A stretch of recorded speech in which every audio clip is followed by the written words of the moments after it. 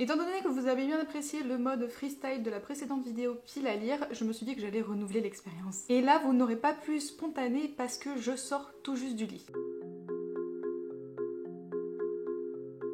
Coucou mes petites arcanes, j'espère que vous allez bien. Je suis très contente de vous retrouver pour une nouvelle vidéo de la semaine des 5000 abonnés. Donc pour fêter les 5000 abonnés sur ma chaîne, je vous ai réservé toute une semaine entière de vidéos. Donc une vidéo par jour. On se retrouve à chaque fois à 17 h. Je ne sais pas en plus dans quel ordre je vais poster les vidéos. Je les tourne juste toutes à la chaîne parce que j'ai trouvé un travail. Ça aussi, on va y revenir un petit peu plus tard dans la vidéo et dans une autre vidéo discussion aussi. Tout ça pour dire que je me suis laissée un petit peu surprendre parce que tout s'est enchaîné très rapidement et que du coup je me suis dit what, mon contenu réseaux sociaux n'est pas du tout préparé. Donc je tourne un peu ces vidéos à la chaîne, donc je ne sais pas encore l'ordre de parution, mais bon bref, on s'en fout, c'est pas ça le problème. Tout ça pour dire que j'espère que vous appréciez du coup cette semaine de vidéos et on va regarder ensemble ma pile à lire que je me suis concoctée pour le mois de mars. Alors je dis pile à lire, mais c'est plutôt une pioche à lire, une pioche à mood. J'ai un peu des priorités en fait, autant au niveau des services de presse que des suites de sagas qui sont à paraître et dont je n'ai toujours pas lu le premier tome, ou alors des sagas que j'ai dit que j'allais continuer et que je n'ai toujours pas continué, et des livres que j'ai dit que je lisais en février et que je n'ai toujours pas lu en février. Ça vous donne un petit peu le ton de cette vidéo. Encore une fois, je me suis fait beaucoup trop de livres par rapport à ma capacité de lecture, puisque comme je vous le disais, en fait, j'ai potentiellement trouvé un travail, c'est un petit peu plus que ça en fait. J'en parle dans une autre vidéo, un petit peu plus de discussion. Mais pour la faire rapidement, je suis déployée pour l'instant 2 semaines dans une entreprise pour voir si ça peut le faire entre elle et moi et du coup savoir si on va signer un contrat après. Donc pour l'instant je reste au Pôle emploi mais j'ai encore 2 semaines. Du coup je travaille tous les jours. Ça me change complètement de mon rythme, ça va changer aussi mon rythme de lecture et toute mon organisation au niveau des réseaux sociaux parce qu'il faut que je prépare maintenant en avance. Oh j'ai pas vu, il y a le petit chat là, cette monstruosité qui m'a réveillée à 6h30 un dimanche. Ça fait chier. Mais en tout cas, j'espère que vous l'appréciez un petit peu plus que moi à l'heure actuelle.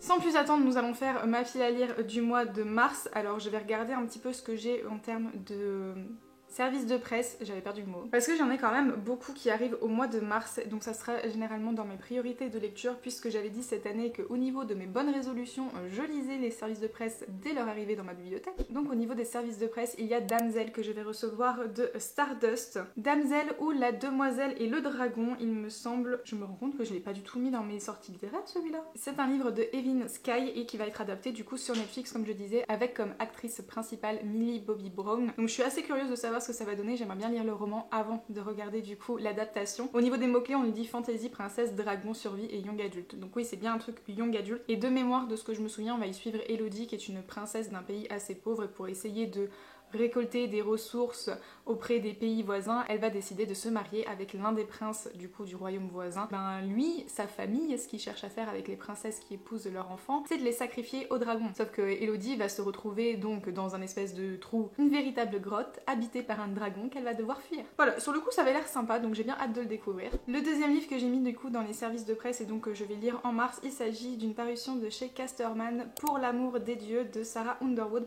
De ce que j'ai pu comprendre, on est donc avec de la mythologie grecque. Donc depuis des siècles, 12 jeunes filles d'Ithaque sont sacrifiées à Poséidon chaque printemps. Ah oui, c'est bon, je m'en souviens, du coup je vous l'ai présenté dans mes sorties littéraires. Donc du coup Leto est une jeune demoiselle qui est justement désignée pour faire partie des sacrifiés, sauf qu'elle va se réveiller bien vivante du coup sur une île un petit peu mystérieuse avec une dame tout aussi mystérieuse devant elle qui va lui dire que justement si elle a envie d'arrêter cette boucle infernale où des jeunes demoiselles sont sacrifiées, elle va devoir tuer le prince d'Ithaque. Et sur le coup, quand j'ai lu le résumé, je me suis dit oh ça a l'air bien, une petite romance enemies to lovers avec le prince qu'elle va devoir tuer, ça va être sympa. Mais en fait non, dans les mots-clés que j'ai vus, je crois sur Booknode, il est écrit romance FF. Peut-être avec cette charmante demoiselle qu'elle voit dès son réveil. Celui-là me fait extrêmement envie, donc je pense que je vais le lire effectivement dans pas longtemps. J'ai un autre service de presse dans ma liste, mais je vais vous le montrer après un autre que j'ai à vous présenter aussi. Je vais recevoir également de chez Brajlon, ou plus précisément du groupe Milady, La balade funèbre de Art et Merci. Donc tout ça, ce sont des titres que je vous ai présentés dans ma vidéo sortie littéraire, donc je vous la remets dans petit i pour que vous allez la voir, parce que du coup je vais pas forcément m'attarder sur le résumé, si ce n'est ici que l'une des journalistes nous a présenté ça comme un peu des vibes du château ambulant, donc je me suis dit wow, pourquoi pas, un petit Ghibli qui est mentionné comme ça. Donc c'est une romance plutôt enemies to lovers. Est-ce qu'on peut dire aussi que c'est épistolaire puisqu'on va y suivre un ranger et une demoiselle qui travaille dans les pompes funèbres de sa famille. Les deux ne se supportent pas trop et quand une énième dispute éclate entre les deux, Art va décider d'envoyer une lettre à un de ses amis de confiance, sauf qu'il va recevoir une réponse totalement anonyme et va s'en suivre une longue série d'échanges de lettres, etc. Et en fait il a envoyé la lettre à Merci, je crus comprendre comprendre que c'était elle qui lui répondait. Donc ça peut être intéressant aussi comme échange. C'en est tout pour les services de presse que je vais faire passer en priorité. Il y en a d'autres qui arrivent mais plus en fin de mois, donc je pourrais potentiellement les caser sur le mois prochain parce que j'ai envie quand même un peu de dégommer ce qu'il y a dans ma propre pile à lire et ce que je me suis moi-même acheté. Je vais donc vous présenter les lectures que j'ai en cours et du coup qui feront partie de ma pile à lire du mois de mars. Tout d'abord, la lecture commune de mon Discord, c'est L'Empire du Vampire, le tome 2, ici L'Empire des damnés de J. Christophe. Un beau bébé qui fait presque 1000 pages. Si vous avez envie de rejoindre la lecture commune, il est encore temps, bien que vous allez avoir quelques jours à rattraper, à raison de 50 pages environ par jour. Franchement, ça se lit trop bien. Je suis tellement contente de retrouver Gabriel et ses histoires, sa répartie, son humeur massacrante aussi. J'adore. J'adore, vous savez, L'Empire du Vampire, c'est mon livre préféré, donc je suis très contente de poursuivre ma lecture. Bref, c'est pas là pour vous faire un avis plus détaillé, mais en tout cas, L'Empire des damnés sera lu du coup au mois de mars. Une autre lecture commune que je fais également avec une abonnée, il s'agit des Noces de la Renarde, donc de Florian Soulas, qui est publié chez Scrineo. Là, on se retrouve avec des yokai, donc c'est plutôt tout ce qui est mythologie japonaise. On va être avec deux temporalités où on va suivre justement une renarde à 9 queues, ou du moins qui gagne des queues en fait en fonction de... C'est très bizarre de dire ça. En fonction de la puissance qu'elle accumule au fur et à mesure. Et de nos jours avec une jeune demoiselle qui est capable justement de voir les yokai et dont un en particulier s'est prise on va dire d'affection pour elle. Il est complètement en train de massacrer ses rêves en lui donnant tout plein de cauchemars, donc assez tourmentée la demoiselle. J'aime beaucoup ma lecture pour l'instant, j'en suis à ce niveau là, donc ça sera terminé aussi très bientôt. On va passer maintenant sur les suites de sagas à paraître et dont je n'ai toujours pas lu les premiers tomes. Le premier que j'attrape, il s'agit de Light Lark d'Alex Asté, publié chez Lumen.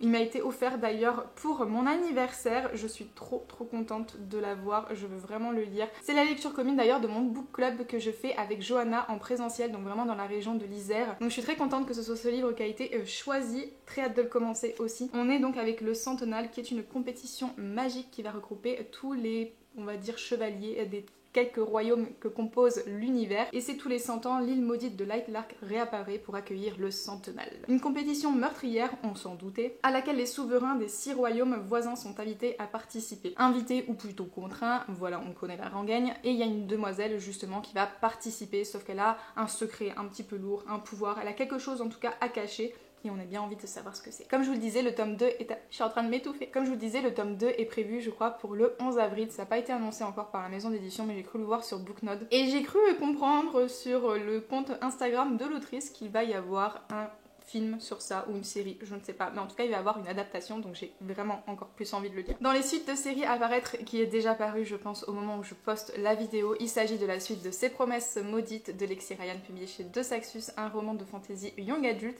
qui apparemment aussi s'inspire de ACOTAR, mais tout le monde en ce moment prend en référence ACOTAR pour tout et n'importe quoi, donc je mets un petit peu des pincettes là-dessus. En tout cas, j'ai très hâte de découvrir ce roman parce que je n'achèterai pas le tome 2 si je n'ai pas lu celui-ci. Je me fais vraiment ce point en mode priorité parce que j'en ai marre de dépenser mon argent en sachant que je vais peut-être pas aimer cette saga. Ici, on est avec Brie qui est une faillite extrêmement douée pour voler des choses, et lorsque sa sœur est vendue au courrier roi de la cour de la lune, elle va décider de rejoindre justement ce roi-là pour lui dire s'il te plaît, rends-moi ma sœur. Il va lui dire non, mais tu peux peut-être la récupérer si tu fais quelque chose pour moi. Et c'est quoi cette chose? En fait, elle va devoir intégrer la cour du soleil pour récupérer 3 puissantes reliques magiques.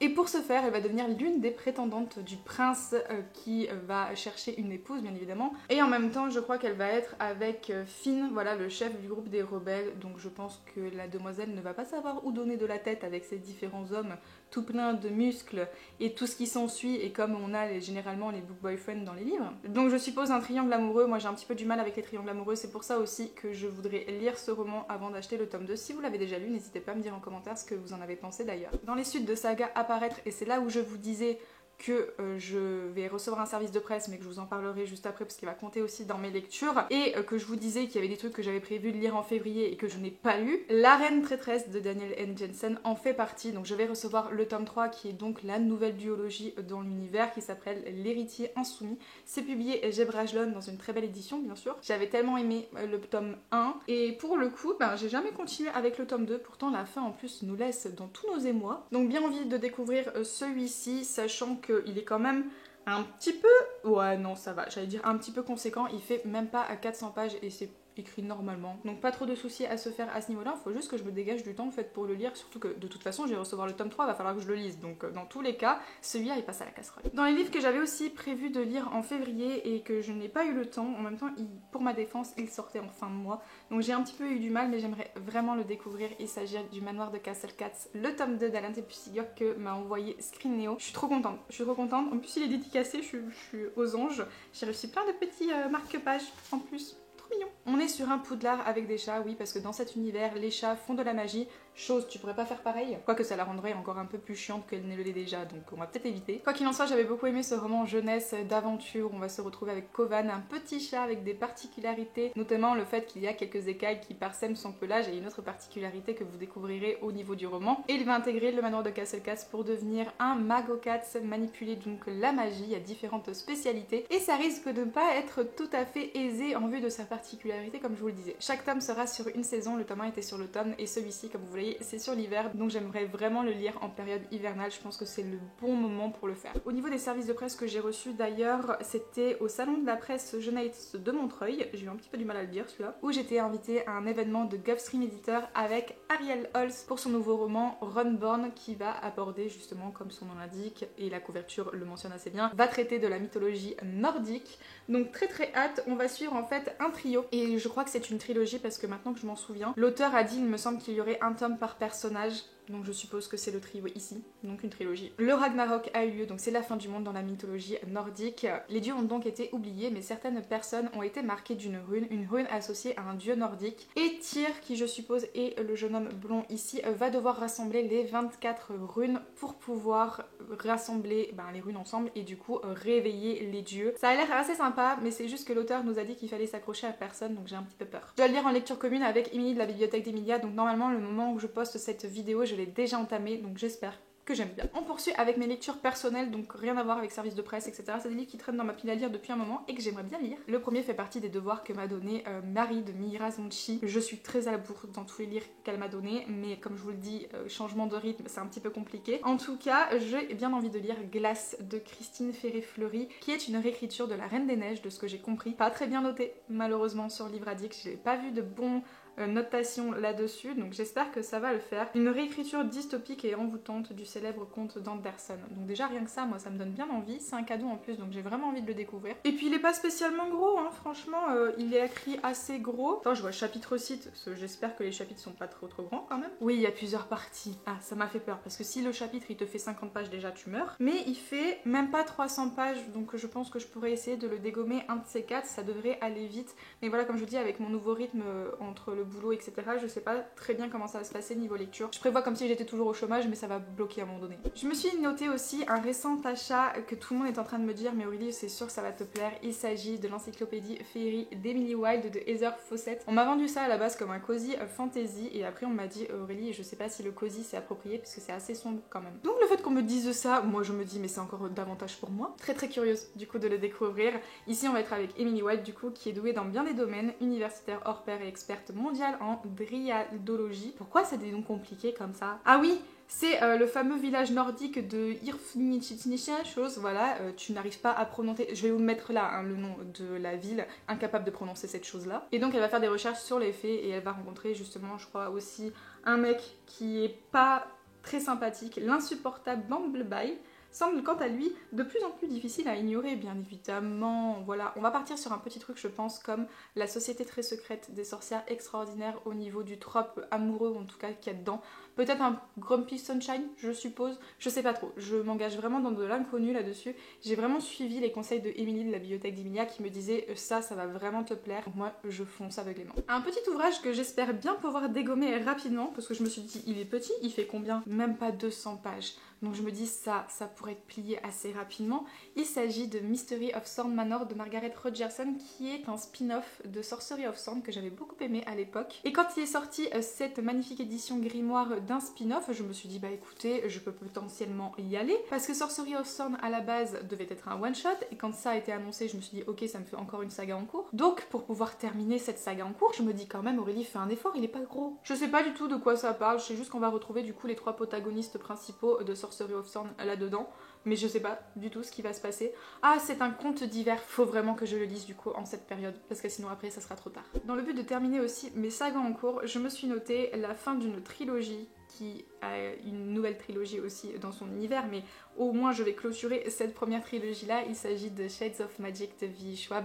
D'ailleurs ça fait très longtemps que je n'ai pas lu un V.E. Schwab et j'aimerais bien y remédier en y mettant peut-être un titre à chaque fois par mois, histoire aussi que j'écoule un petit peu ma pile à lire. Et puis V.E. Schwab ça fait partie de mes autrices préférées, donc j'ai vraiment envie de continuer, surtout qu'on là on est avec la fin de la première trilogie avec Kel et Lila. La fin du tome 2 nous a laissé en plus complètement bouche bée avec ce qui se passait, un gros rebondissement, un gros retournement de situation, un nouvel enjeu d'autant plus important, et le personnage de Lila, je sais, beaucoup de personnes ne l'aiment pas, la pauvre, mais moi écoutez, je l'aime plutôt bien et elle se retrouve à avoir un rôle important au fur et à mesure des tomes.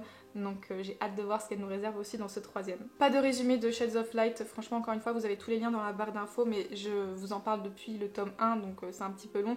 En gros vous avez juste des mondes parallèles, c'est plutôt des Londres parallèles où il y a la magie qui est plus présente dans certains endroits que dans d'autres, et on va se retrouver avec un conflit au niveau de tout ça. Très intéressant en tout cas, surtout que là on va se retrouver dans un fameux monde, j'ai l'impression, qui est pas très sympathique. Et j'arrive au tout dernier livre de cette présentation de pile. Il s'agit d'une romance chez BMR que j'ai depuis quelques temps déjà, depuis sa sortie, et que j'aimerais bien quand même lire, sachant que c'est mon père qui me l'a offert pour Noël, donc je me suis dit let's go, on va lire le 4e tome de Witch and God. Là aussi j'ai une petite problématique, ou du moins un questionnement. Est-ce que vous le considérez comme une nouvelle trilogie ou comme un 4e tome? Parce que pour moi c'est comme Shades of Light en fait, faut lire la première trilogie pour continuer avec l'autre qui est Thread of Power. Et je me dis bah Witch and God c'est peut-être un petit peu pareil, est-ce qu'on considère ça comme une nouvelle trilogie ou est-ce qu'on considère ça comme un tome 4? Parce qu'il faut quand même avoir lu les 3 premiers tomes, vous voyez ce que je veux dire ou je m'embrouille? Bref, on est avec les dieux du temps et le chant de Pasiphae, c'est Pasiphae, j'arrivais pas à retrouver le nom dans la dernière vidéo que vous avez pas encore vue, mais je l'ai tournée avant et j'arrivais pas à me souvenir de son nom à celle-là. Donc c'est Pasiphae, une des amies de Meroë, qui va se retrouver avec une boussole d'amour, un artefact enchanté qui la propulse directement à la guerre de Troie. Alors de ce que j'ai compris, et ce qui m'a un petit peu déçu sur le coup, mais je fais bien de le savoir avant de me lancer dans cette lecture, c'est qu'on reste pas trop dans la guerre de Troie. Mais en tout cas, nous allons voir le fameux Phobos. Qui est Phobos? Mais vous connaissez pas Phobos? Rien à voir avec la saga de Victor Dixon, c'est le frère jumeau de Deimos. D'où le fait, je pense, qu'il est important de lire la première trilogie avant de lire celle-ci. Et Phobos est plutôt un jeune homme particulièrement pas mal. Un jeune homme, c'est un dieu qui a je ne sais pas quel âge, donc je sais pas si on peut le considérer comme jeune. Mais en tout cas, j'ai bien envie de redécouvrir ces sorcières avec les dieux grecs, qui est toujours une histoire d'amour à chaque fois. J'aimerais bien voir ce que ça donne, surtout qu'on n'est plus du tout en plus de ça avec les 3 sœurs de base qu'on suit. Et en me jetant un petit peu comme ça, je crois qu'on a le point de vue de Phobos. Alors je sais pas s'il est récurrent, Phobos. Si, on a le point de vue de Phobos, trop bien, ce qu'on n'avait pas finalement dans les autres tomes. Donc écoutez, je vous en reparle bientôt, j'espère. Et voilà tout le monde, on arrive déjà à la fin de cette vidéo, j'espère sincèrement qu'elle vous aura plu. N'hésitez pas à me dire en commentaire si vous faites un peu une pile à lire pour le mois ou quoi. Et moi en attendant la prochaine vidéo, je vous fais à tous de gros bisous et je vous dis à bientôt. Ciao ciao.